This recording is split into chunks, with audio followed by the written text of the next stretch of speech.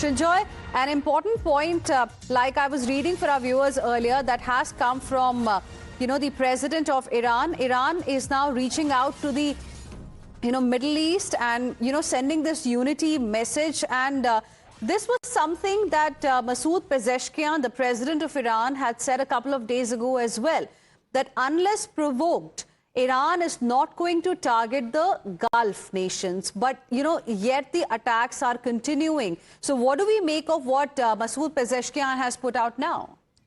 Well, first of all, there appears to be two power centers. Unless it's deliberately done, the decision to hit Gulf states may have been taken at a different level, at a different front. And then these attacks have been very damaging. Not just to Qatar, to Saudi Arabia, to Kuwait, Bahrain, UAE, all these countries, and also Iraq, even Azerbaijan. So the point that was made is that, look, if you have American bases there, we'll hit you. Now, of course, comes a different and a more sort of sedate message that's coming from the president himself. So whether the initial decision to attack all these Gulf states was by the Revolutionary Guards or a combined decision, we don't know. But clearly, at least Iran or a section of the Iranian establishment now feels that at least the Gulf states, the Islamic states, have to be at least mollified a bit. Right. Shinjoy, stay on with us because there is another important update that we are getting for our viewers at this point in time related to the ongoing war.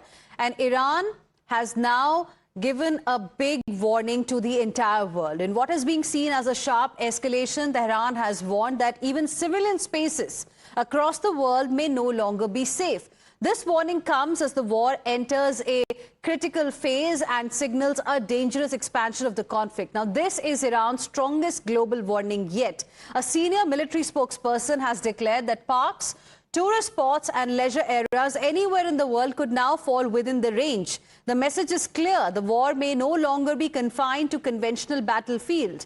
The statement aired on Iranian state media warns that even public and recreational spaces could become target zones, while no specific locations were named in this particular case. Professor Madhav Nalapat, who is a geopolitical expert, is joining us on the broadcast. Sir, good afternoon. Thank you for speaking with us here on Times Now. A lot of developments have taken place over the last couple of hours, but I would like to get your views on the latest update, which is a warning for tourist areas around the world that has now come from Tehran. Look, the fact of the matter is, the Iranians are running out of ammunition. The Iranian regime is running out of ammunition. We are distinguishing Iran and the Iranian regime.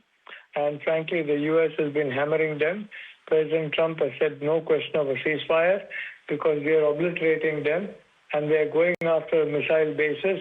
And near about 80% of the missile bases in Iran have been hit. So quite frankly, this is a cry in the wilderness. As far as the other countries around Iran are concerned, Iran was against all these monarchies. They said, no, we don't like monarchies.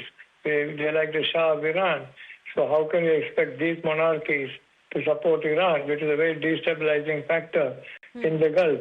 So very honestly, I don't buy this argument, and I don't believe any other country in the world, any neighbor of Iran, is going to buy it either. And yes, they will lash out. There will be a few successes on their side, but overall they are being comprehensively, if I may say so, outclassed by the U.S. and Israel. Thank you. All right, Professor Nalapat, appreciate you speaking with us here on Times Now and sharing with us your perspective. Thank you, Shinjoy, for your inputs as well. Heading into a very short break right now. Coming back with lots more. Stay with us.